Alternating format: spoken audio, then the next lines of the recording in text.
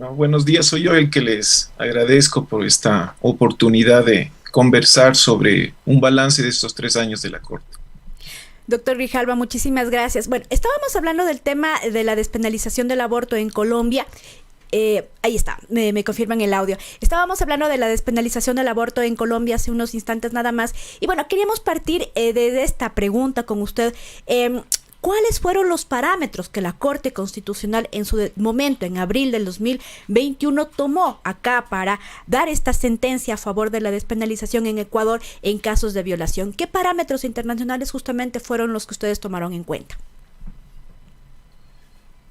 Bien, la idea fundamental en esa sentencia es la de que realmente no cabe una distinción entre las mujeres que tienen una discapacidad mental, ¿no? Que como sabemos, en ese caso, pues sí no estaba penalizado, no ha estado penalizado desde hace décadas el aborto en el Ecuador, y las mujeres que no sufren ninguna discapacidad mental. La sentencia analiza con mucha claridad que no hay realmente argumentos aceptables para, digamos, hacer esta distinción. No se trata propiamente de una discriminación porque las mujeres que no sufren discapacidad mental pues no son un grupo vulnerable, un grupo discriminado.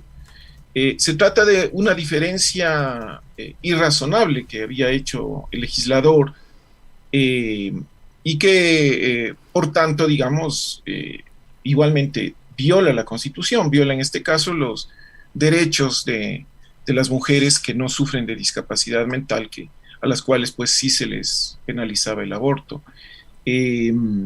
Esto pues efectivamente sintoniza con una serie de criterios jurisprudenciales a nivel del derecho comparado y del derecho internacional, en el cual justamente se resguarda, tanto en la normativa como en la jurisprudencia, los derechos de las mujeres.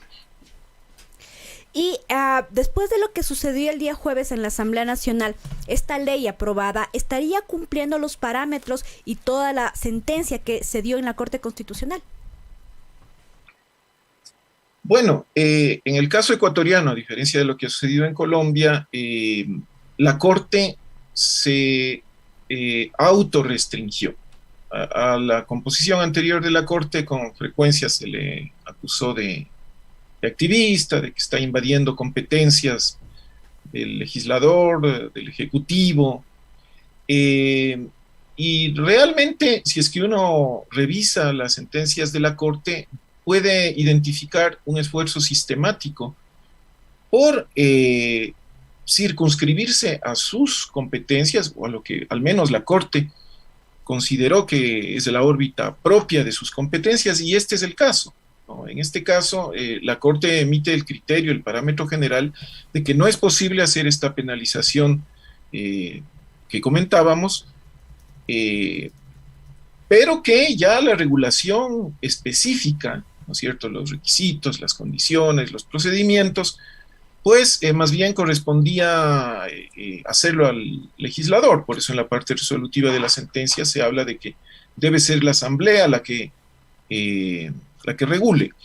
Ahora, para esa regulación, como lo ha hecho en otros casos, la Corte emite una serie de parámetros, de criterios, pero hay lo que se llama la libertad de configuración del legislador, que implica que dentro de esos parámetros y los que establece la propia Constitución, pues el legislador puede diseñar, por decirlo de alguna manera, ¿cierto? Diseñar esta regulación. Se entiende que, por supuesto, esta regulación no puede volver al estado anterior, no puede volver a la penalización del aborto por violación en el caso de las mujeres sin discapacidad mental.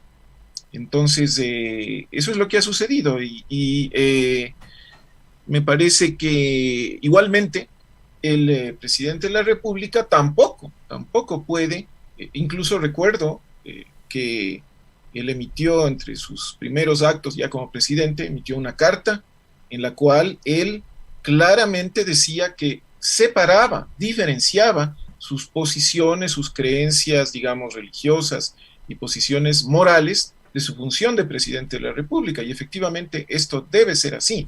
Él también, al considerar la posibilidad o no de veto o el tipo de veto, pues debe mantener esa separación a la cual se comprometió y que es correcta y que fue aplaudida internacionalmente entre, digamos, lo que sus legítimas convicciones, creencias religiosas y morales y su función como presidente de la República. Y para hacerlo, pues es fundamental que también considere estos parámetros establecidos en la sentencia de la Corte.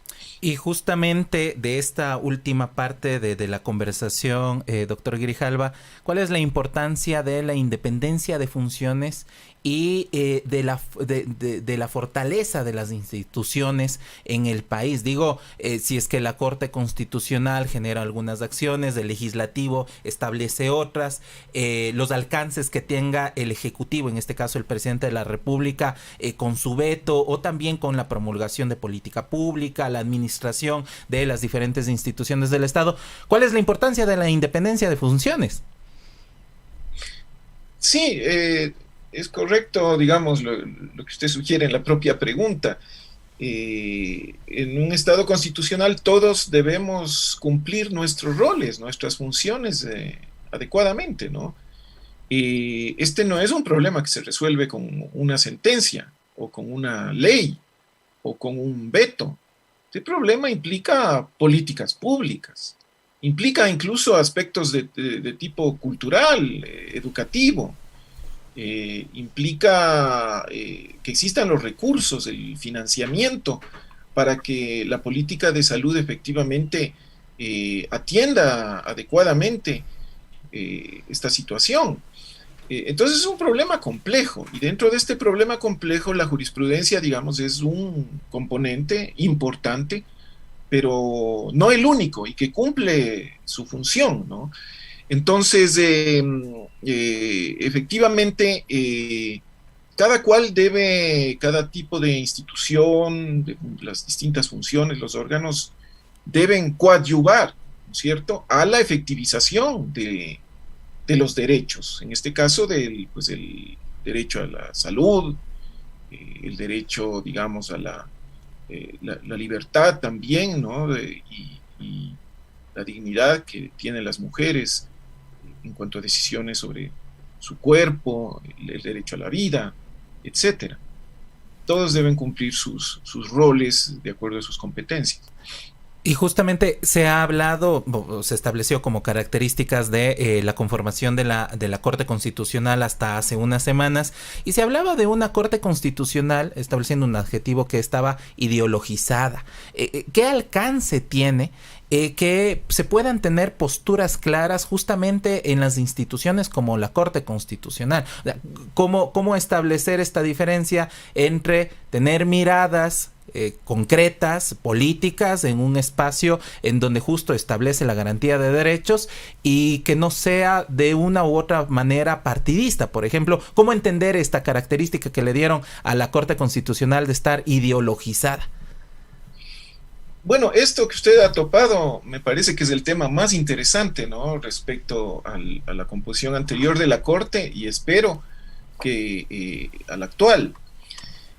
Porque aquí en el Ecuador se ha producido un cambio que me parece que no ha sido todavía dimensionado suficientemente, ¿no?, ni por la opinión pública, ni por los medios de comunicación.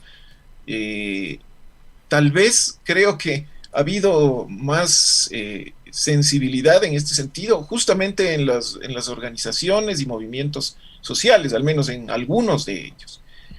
Este cambio muy importante es el de que me parece que por primera vez en la historia del Ecuador tenemos una corte no partidista. Tenemos una corte en que, digamos, los jueces, juezas no responden a las consignas de los partidos que impulsaron su decisión, ¿no? Si uno examina la historia constitucional del país, va a ver que desde los años 40 del siglo XX en que surge la Corte Constitucional, este fue su funcionamiento, lamentablemente, en mayor o menor grado, ¿no? Y es un poco incluso anecdótico que durante estos 3 años muchos trataron de imprimir esa lógica a la actual Corte, ¿no? Y entonces decían, no, es una Corte, como es, primero subordinada al presidente, en otros momentos correísta, es una Corte de izquierda, y se trataba de predecir cómo iba a decidir la Corte, supuestamente en base a esta lógica partidista. Y resulta que esas predicciones no funcionaban. Muchas veces no funcionaban, porque igual la Corte decidía contra la mayoría parlamentaria. Es una Corte que decidió en su momento prácticamente contra una decisiones unánimas del Parlamento, o la Corte se contraponía con el Ejecutivo, o la Corte tuvo confrontaciones con líderes políticos nacionales que incluso la amenazaron, y entonces lo que sí comenzaba a hacer sentido son las predicciones de tipo jurídico, ¿no? Cuando se decía, no, acá, debido a tales razones, no solo procesales, sino sustantivas, es probable que la Corte decida de tal manera. Entonces, tenemos una Corte que efectivamente comienza a decidir en base a la Constitución y en base al derecho. Ahora, esto no significa que pueda ser una Corte desideologizada, ¿no? Una Corte aséptica, absolutamente neutral, salida de la realidad social. Eso no existe en ninguna parte del mundo. Eso es irreal, ¿no? Esa es una visión de lo que se llama el positivismo legal del siglo XIX, ¿no? Totalmente anacrónica. En todo el mundo, los jueces que integran estas cortes, pues obviamente tienen distintas ideologías, distintas visiones morales, distintas posiciones respecto a la realidad económica. Esto pasa en todo el mundo, ¿no?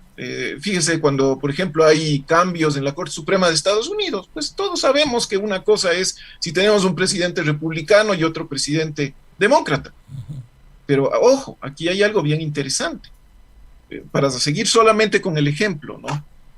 Nosotros tenemos jueces demócratas de la Corte de Estados Unidos que han decidido contra presidentes demócratas. Entonces, ¿cómo es esto? Porque los jueces no son meros representantes, meros agentes de quienes los designan. Tienen que tomar en cuenta las normas jurídicas, y en este caso en particular la Constitución, los procedimientos, para tomar sus decisiones. Hubo ocasiones en que yo tuve que decidir contra mis preferencias ideológicas. ¿Por qué?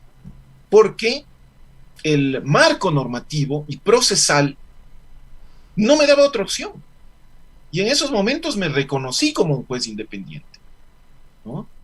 Le pongo un ejemplo, la consulta, por ejemplo. Cuando se plantearon las primeras consultas populares, yo tuve que conocer esas primeras peticiones. Pero la ley, la Constitución, establece que para que haya una consulta popular, pues los electores deben estar informados, ¿no? Las preguntas no pueden ser tendenciosas, no pueden manipular a los electores.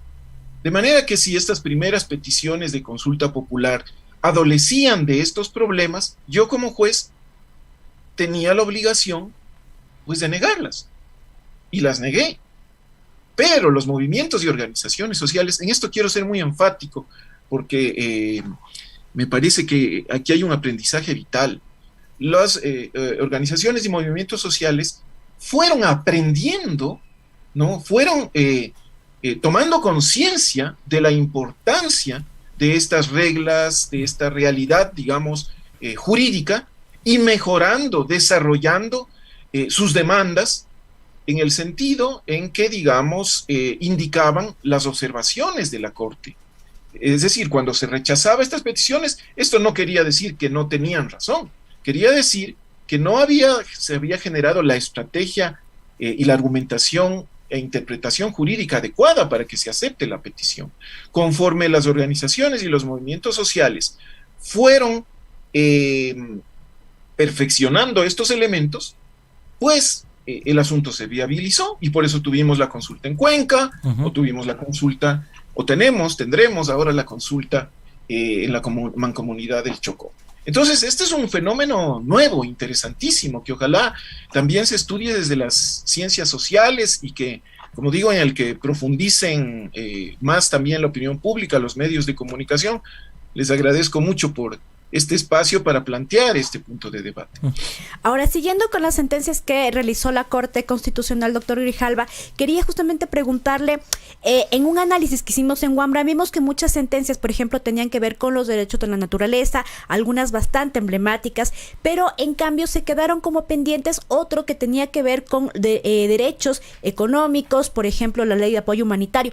¿Qué pasó ahí en ese tratamiento? ¿Cómo fue que la Corte, digamos, priorizó algún tipo de sentencias y otras se quedaron ahí?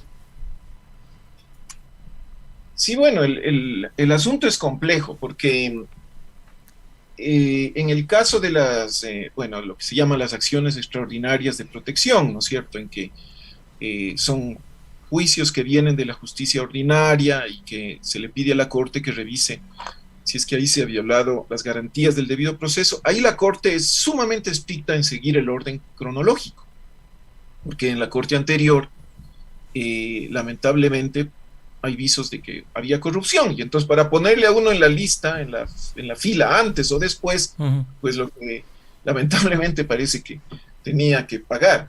Entonces la Corte es muy estricta en cuanto a ese tipo de procesos. En otro tipo de procesos, pues lo que recibimos es un rezago increíble, gigante. Entonces teníamos demandas de inconstitucionalidad, por ejemplo, de hace muchos años, ¿no? Pero no todos tenían incluso sentido actualmente. Por ejemplo, muchas normas ya derogadas, reformadas, de manera que allí el criterio es más complejo, ¿no? Porque, ¿qué hacemos? ¿Atendemos estas normas cuando puede haber demandas, por ejemplo, de inconstitucionalidad de otras leyes mucho más urgentes? Entonces ahí la Corte, digamos, hizo, digamos, una evaluación un poco más flexible. La Corte tiene que desarrollar los derechos y tiene que hacer su análisis jurídico, pero considerando el contexto social y político. La Corte tiene que viabilizar los derechos, ¿no es cierto?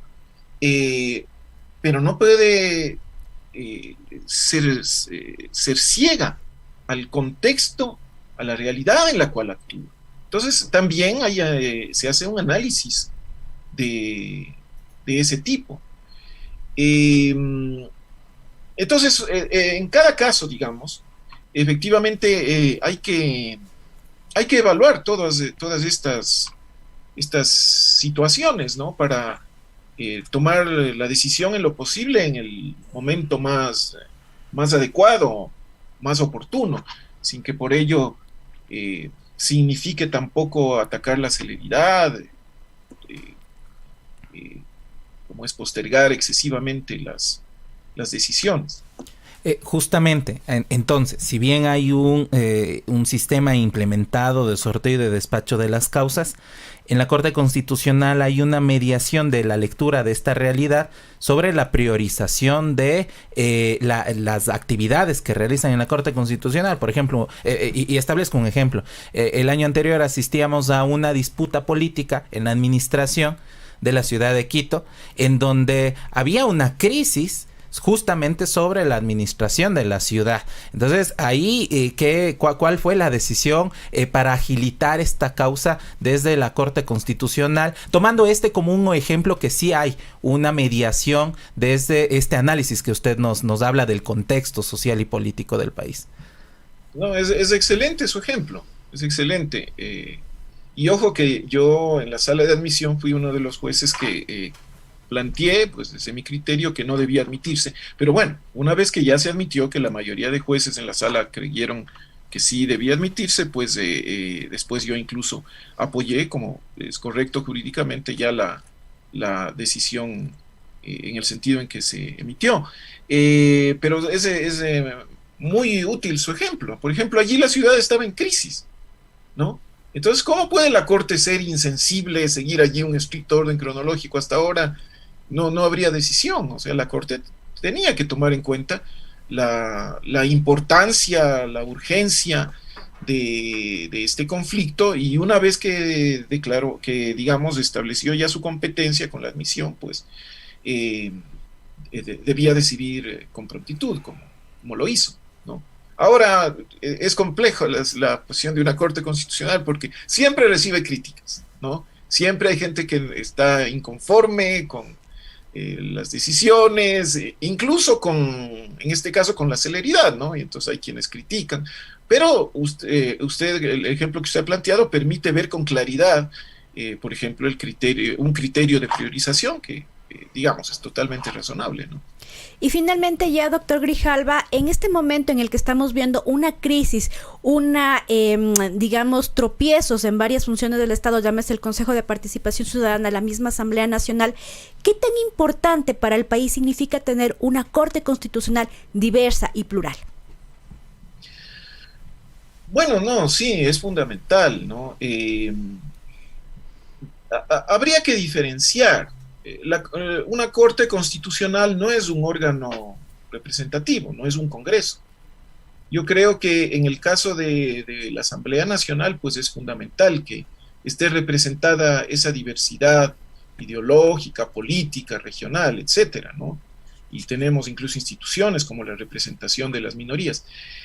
En el caso de una Corte Constitucional es deseable, pero digamos, la característica definitoria es su independencia, ¿no? Su independencia, porque como comentábamos hace un momento, incluso podemos tener jueces nombrados por un presidente, y que no es el caso del Ecuador, decíamos el caso de Estados Unidos, por supuesto, con los procesos, nominado por el presidente luego, con los procesos que tienen que cumplir en el legislativo, y que deciden luego contra la posición del presidente. Igual debe ser acá, o sea, las fuentes los jueces no deben responder a sus fuentes de designación, ¿no?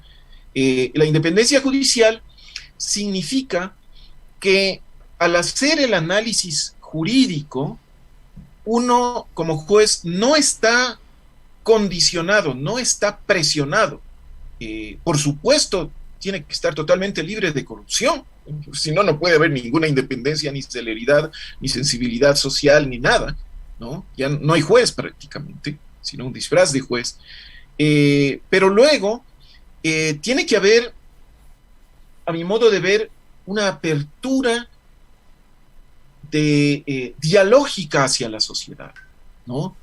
El juez no es alguien que en sus sentencias, a mi modo de ver, está expresando simplemente sus valores y sus ideas y sus preferencias individuales, personales.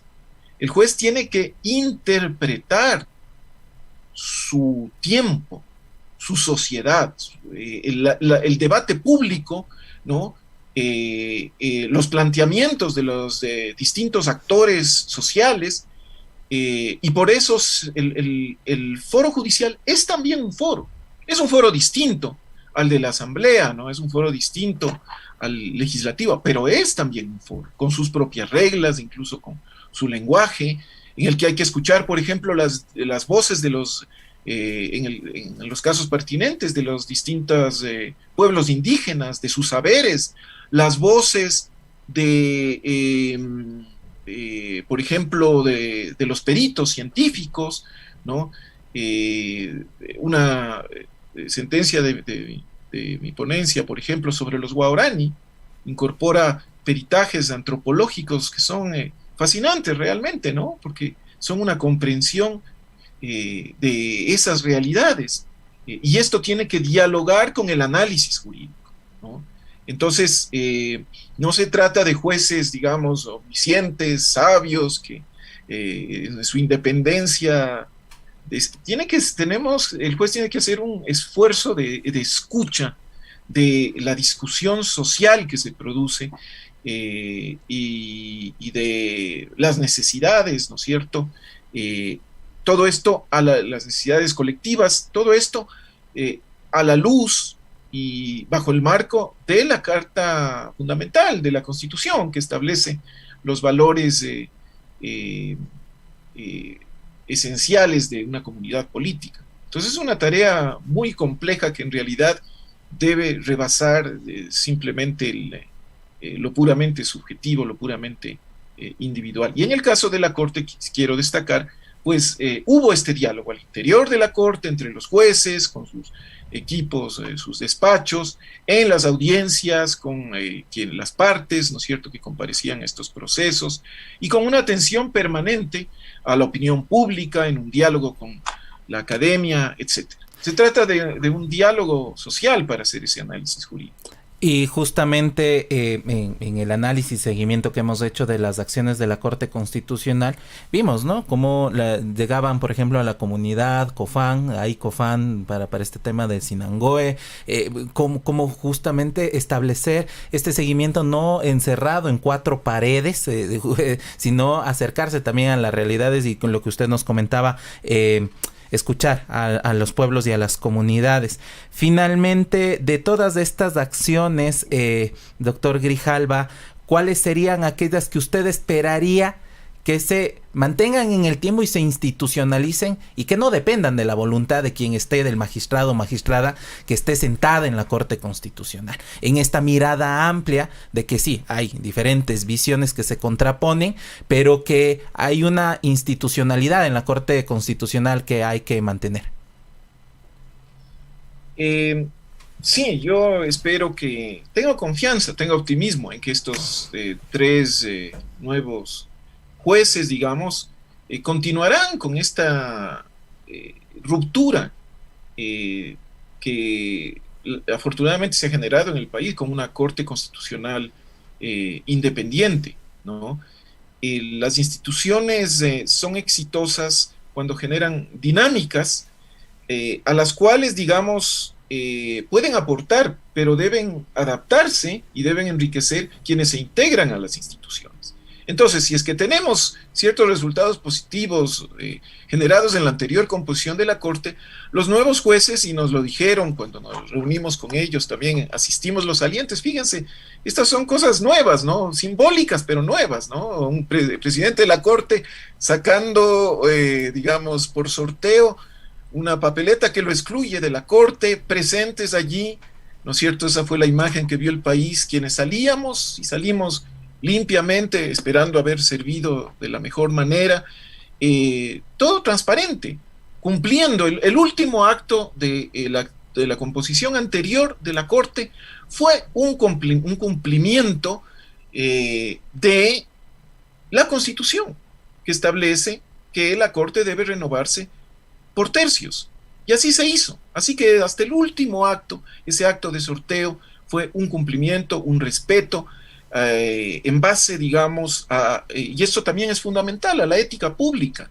Yo he pensado estos días, luego del sorteo,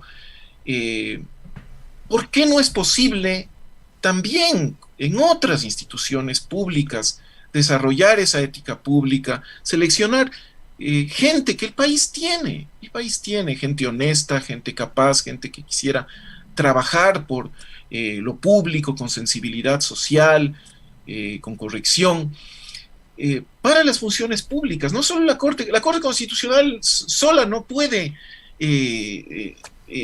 impulsar los cambios, las mejoras que necesita el país, ¿no?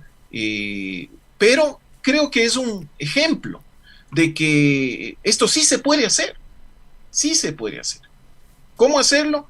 Entre otros factores, sí hay que considerar el factor humano también, ¿no? Yo estoy muy orgulloso de haber trabajado con los otros 8 jueces. Yo creo que tenemos mucho que agradecerle a ese consejo transitorio y a la comisión de selección. Recordemos que esta corte independiente que ha sacado jurisprudencia que el país todavía no conoce, todavía no dimensiona la cantidad de jurisprudencia sobre derechos fundamentalmente que se ha generado, todavía no dimensiona que antes no existían los estados de excepción prácticamente, y los dictámenes de estado de excepción, con todas las polémicas o limitaciones, comenzaron a desarrollarse esos decretos para controlar el poder del Ejecutivo. La jurisprudencia sobre derechos en casos de revisión que antes eran muy escasos, todo esto todavía no se conoce públicamente, no se dimensiona en su real magnitud, pero todo esto fue posible también como una reacción a que anteriormente teníamos una corte sometida a un partido político, una corte en que lamentablemente había estos problemas de corrupción, de falta de independencia. La corte, por tanto, fue una reacción a esto. Y del mismo modo en otras instituciones deberíamos también tener esa reacción. Y quiero terminar con esta idea. Y en este proceso es fundamental el papel de la sociedad civil, el papel de las organizaciones y los movimientos sociales que deben comenzar a valorar en mayor grado la importancia de lo sociojurídico, la importancia de, por ejemplo, en sus demandas, en sus audiencias, en sus peritajes, en sus, hacer el mayor esfuerzo por calidad en sus argumentaciones y en sus estrategias de litigio. Los movimientos y organizaciones sociales, siempre le decía yo al excelente equipo que tuve en mi despacho, al que le debo lo de bueno también que hayamos generado en esa corte, siempre les decía, los movimientos y organizaciones sociales tienen que tener más nivel técnico, un nivel técnico jurídico más alto y más sólido en sus decisiones, no menos sólido, más sólido, ¿no? Para de esta manera concretar y canalizar institucionalmente sus planteamientos ante la Corte. Entonces, y luego, y con esta última idea termino, no quedarnos en las sentencias, porque las sentencias pueden decir maravillas, pero es importante apropiarse, ya no solo de la Constitución, ya no solo de los derechos, sino también de la jurisprudencia constitucional. Esa jurisprudencia de la Corte debe ser apropiada por las organizaciones y los movimientos sociales en sus nuevas demandas, en sus nuevos planteamientos ante los jueces de garantías en el país y ante los demás órganos y autoridades públicas. No, doctor Grijalva, muchísimas gracias. Nos quedamos con esa última idea. Agradecemos su presencia acá en este programa y esperamos tenerlo en una nueva oportunidad. Muchísimas gracias. Gracias a ustedes.